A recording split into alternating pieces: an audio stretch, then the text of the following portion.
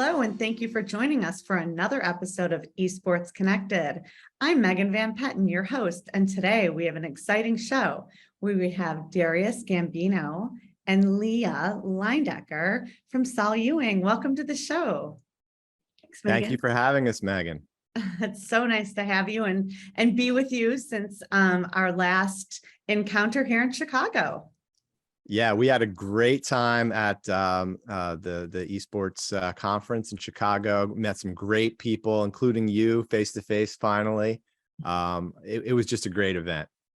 It is so nice to be together, and it's also nice to be, with you virtually. I don't remember when we filmed our last show, Lawyers with Game, that you had all this pop culture fancy stuff back there. So I love it. Today we'll have to do a little show and tell. I'm seeing some of my favorite things. And Leah, it's always good to be with you. You're so calming and peaceful, and we're really looking forward to having a great show. So thank you guys for both being here. Leah and Darius love to talk about patents, copyrights, trademarks, video games, and all sorts of challenges that you might have while you're, entering the space, or even if you're a superstar already. So, maybe we should just start with Darius, Leah, because I'm sure he's the one that encouraged you to be in this space, being such a fan of gaming and such an early adapter. So share with us, Darius, how you got into esports. Yeah, so I mean, I've always been a fan of video games and obviously pop culture, as you mentioned, some of the things behind me. And so when I went to law school, my background's in electrical engineering, so I started working in software patents early on, actually, and that kind of led me into some early disputes involving the video game industry. One of the first cases I ever worked on was for Sega of America in a dispute that involved a game that was on the original PlayStation 1. And so that kind of let me realize at that point that, hey, this thing that I love in my personal life can also be part of my professional life. So since then, it's just been about finding those opportunities to work on video game cases when they come along. Oh my gosh, that's half the battle. So imagine calling a lawyer and with a trademark issue on somebody that might have copied your game, and the attorney or the firm being, oh, I know the game, I can play. I mean, that's who you want to litigate for you.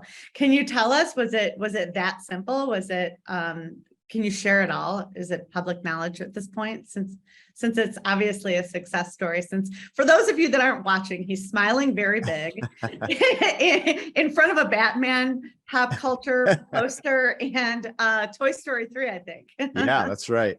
Yeah. So, I mean, that case ultimately settled, the one between Sony and Sega. It related to some patents that involved a series of button presses on the controllers. So you think back to games like, the original Street Fighter. That particular suit involved a kids game called Parappa the Rappa that was really big back in the early 90s. But that case settled, and that led to, another case and another case.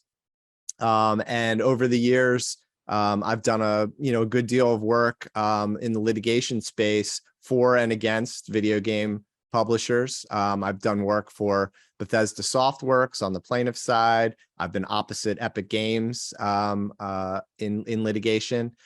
So a lot of things like that, and then also in between advice on agreements, funding agreements, advertising agreements, getting trademarks and protecting them, things like that. And you're also just the nicest guy. There's a reason why they call attorneys counselors. You're just a very engaging person. It's a pleasure to have you guys, both of you, as a member. Leah, let's hear about your journey. I know you represent some major esports teams in the Call of Duty leagues regarding trademarks and branding and strategies. Can you share a little bit about that and your journey in esports? Yeah. So my practice is sort of a hybrid transactional practice between intellectual property, technology issues, and corporate work. So a lot of what I do for esports and non-esports clients is, advising on brand strategy, IP commercialization, negotiating commercial contracts, and a lot of those skills lend themselves nicely to issues that esports and gaming organizations routinely face. And so, I started working in the space about maybe 4 years ago. And it just was a really nice fit, based on my skill set. And also the industry is really fun and there's a lot of fun players in it.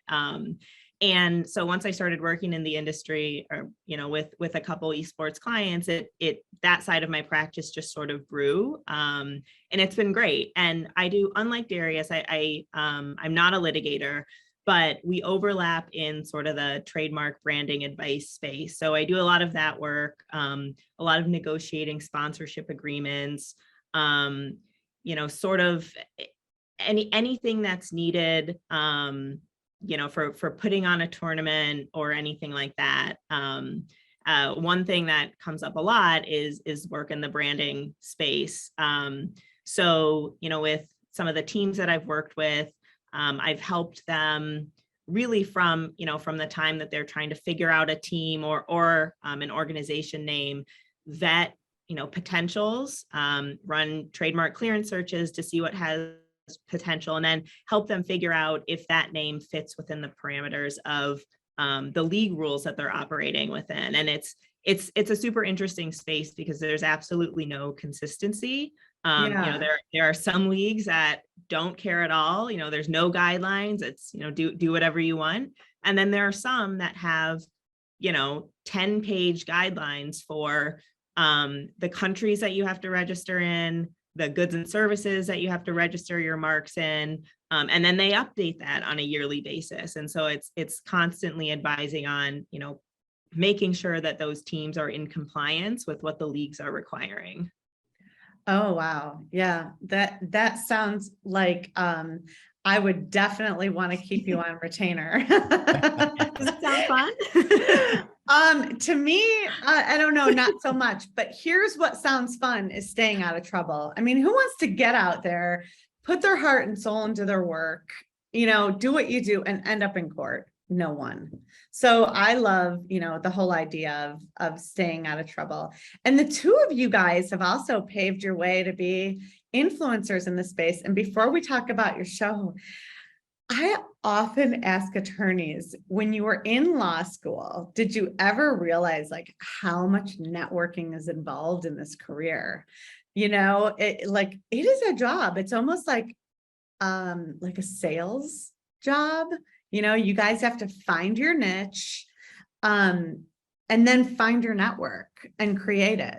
I tell all, every attorney that ever calls, I always say, look, join an association. It doesn't matter if it's ours, only join ours if you like, esports and gaming and this, in this sector, but join an association, period, because you're going to find yourself networking. Can you guys share a little bit about that? Either one of you. Yeah, I mean, I can go first on that. I mean, I tell young lawyers all the time, nobody ever tells you in law school that in addition to being a lawyer, you have to be a salesperson and an accountant, because yes, I mean, not to make a joke of it, but as a salesperson, you have to go out and you have to win new business. The business comes and goes, and that's part of the networking. And then, on the accounting side, you have to send bills out to clients. You have to talk to clients about bills. You have to collect bills. And in law school, you make it seem like, all right, well, if I learn the law, then that's everything I need to know. I can go there and I can be successful. But there are so many other elements to it. And networking is a big piece of it. And I actually love the networking part of our job. So Leah, I'm sure Leah's closer to law school than I am. So she probably has some more stories. Yeah. And I mean, I completely agree. And I think even once you become an attorney, it's sort of a progression too. I mean, as your first couple years of practice, there's less of an emphasis on developing your own clients and getting out. I mean, networking is always encouraged, but, it's not quite expected that you have your own clients in the earlier years. But I think, something you said earlier, Megan, really resonated. I think finding spaces that you are naturally drawn to helps the process so much, because it feels less of a cold sales pitch. Really you're going to connect with people, to meet people that you would like, regardless of your job. And I feel like for me, it's been really helpful to focus on that and focus on making it more of a natural connection than treating it as more of a sales process. For sure. That brings me back. Thank you for the segue. It's perfect to my show. I should say the Esports Trade Association show. It's just changed the dynamic of networking, membership management. Like in the day, people would call me and tell me stories like you guys. And then I just had those stories and I wasn't able to share, the way I am now, which is so rewarding. We had this show on the list for about 2 years. And we were looking for a host, and finally, we're in year 6 now. So finally, at about like the 2.5 year mark, someone nominated me to have the show, and I was kind of like, "This is crazy! Like I do enough." And I read this. I happened to be listening to this book over the weekend. It was "Everyone Communicates and Few Connect." So first of all, they wanted me to have a show on esports. And I'm like, oh my goodness, like I'm an association community builder. Like, I can't get that deep into this. So then I thought, well, boy, if I could just hear member stories and share them, like what I do during the week anyways, it would be so delightful. And it's been amazing. It's catapulted the association into a multimedia that I would have never imagined 10 years ago. You couldn't even get me on stage to have a microphone in my hand. Really, I'm a behind the scenes person. And now, that was also the demand of this industry is to be authentic and get forward.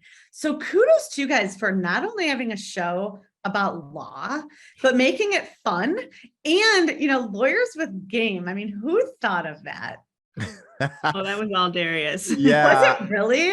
We were, well, I mean, as trademark lawyers, we're always helping other people figure out good names. So we were just kind of we were bouncing ideas off the wall. And that was one of the ones that everyone seemed to really like.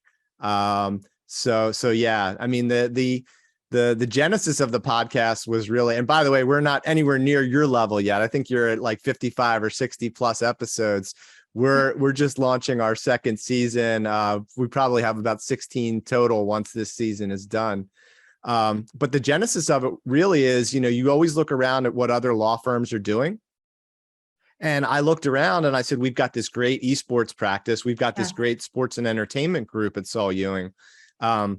What can we do in a fun way that connects with the video game industry to make that happen? And where does all the greatest content happen for esports and video games? On Twitch and on YouTube through video, right? So it was a natural thing for us. And then once we got the firm behind it, it was just a matter of finding the guests and for me figuring out how to be a host and how to, to do that seamlessly. As you know, it's difficult, and getting, booking guests also difficult. But, we've been really happy with the results, and we've talked to some really great people. And like you said, made some great connections, heard some great stories. Yeah, it's really nice to provide the content and the service. When I took myself out of it, it became easier. I was like, okay, I'll do this for whoever wants to listen. And if you guys receive notes that don't those just blow your mind of people? I mean, I would love to hear a couple of your thank you notes regarding the show, because I just couldn't believe, at first that it was Esports Connected was making such an impact. Can you guys share a little bit about that? Leah, we don't want to call them fans, we want to call them friends, right? Yeah, well, one thing that's really struck me, this may not exactly answer your question, but one thing that's really struck me is I always think of it as, oh, we're so lucky to have these great guests on our show. Yeah.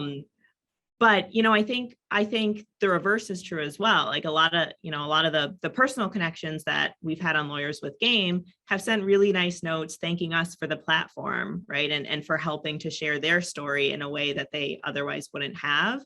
And so, in my mind, I always think of it as sort of like a favor, like, will you come on our show? But I do actually think that, there are a lot of really tangible benefits to the guests as well as the listeners, of course, who are getting all of the great information.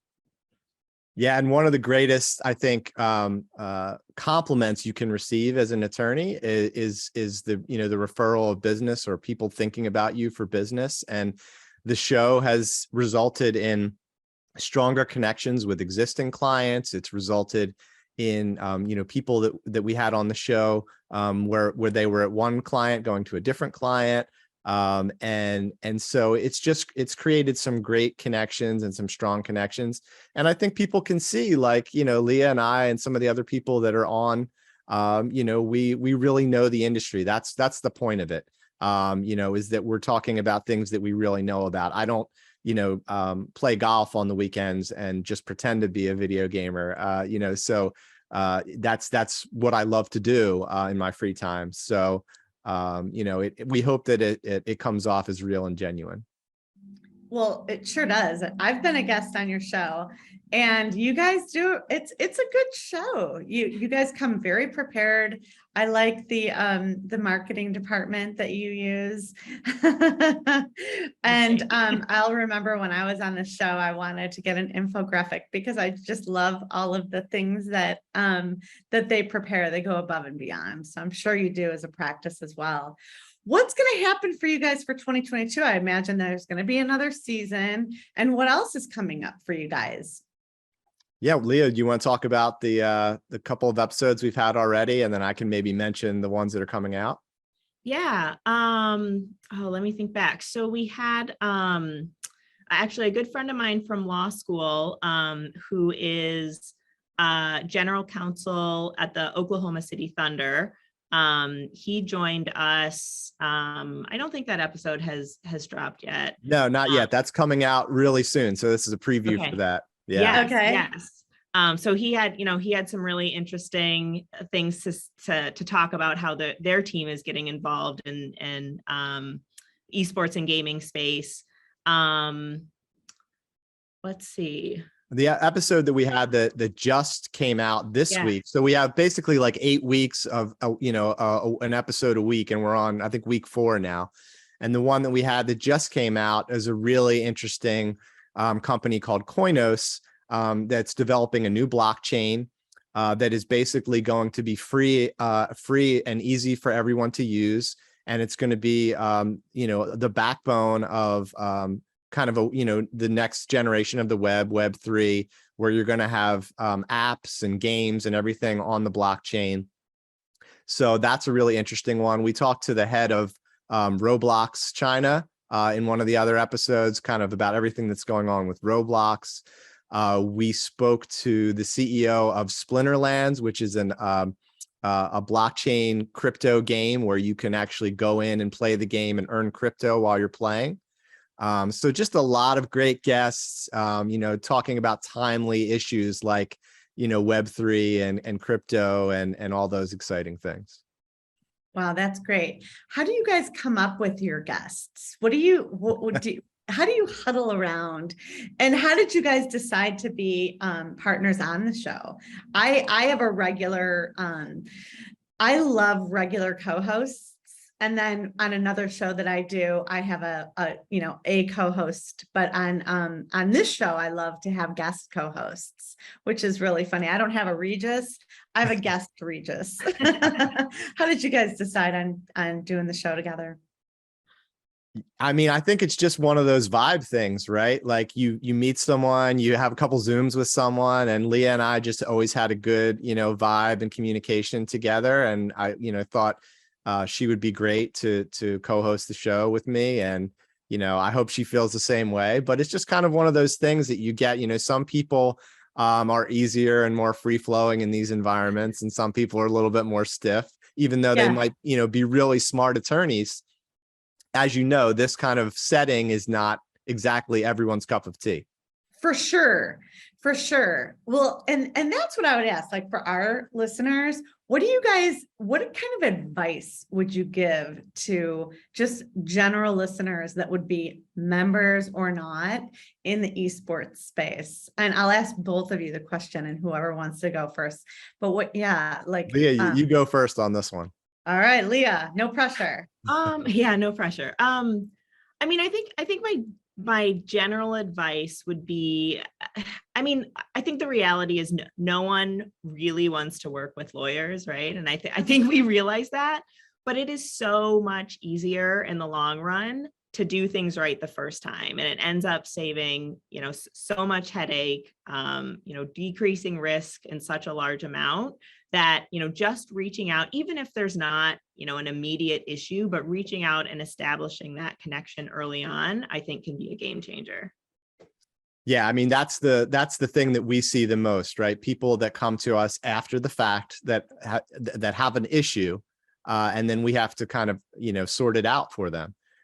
Which is, sometimes it's unfortunate because sorting it out costs a lot of money. So yeah, I mean, involving attorneys early on in things, I think is huge if you can do it. If you have the finances to do that early on, because it saves you a lot of money down the road. And then, the other thing I think for anyone who's wants to get involved in this industry, who is involved in this industry, but wants to know more, just do it. Get a Twitch account.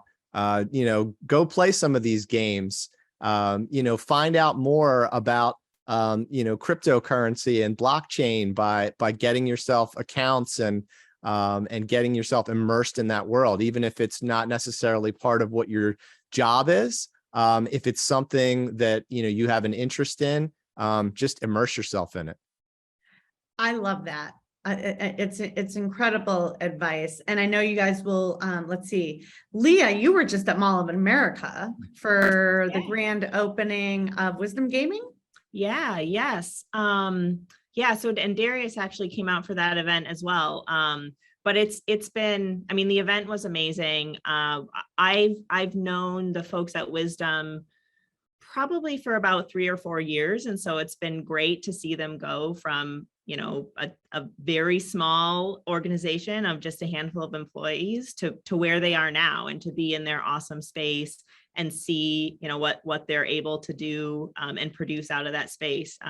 So it was a really cool event, and I hope you and others get the chance to see the space. I am looking forward to, we have a chapter for the Esports Trade Association opening up over there. So I think I'll be there the first quarter of next year. And Darius, you'll love this.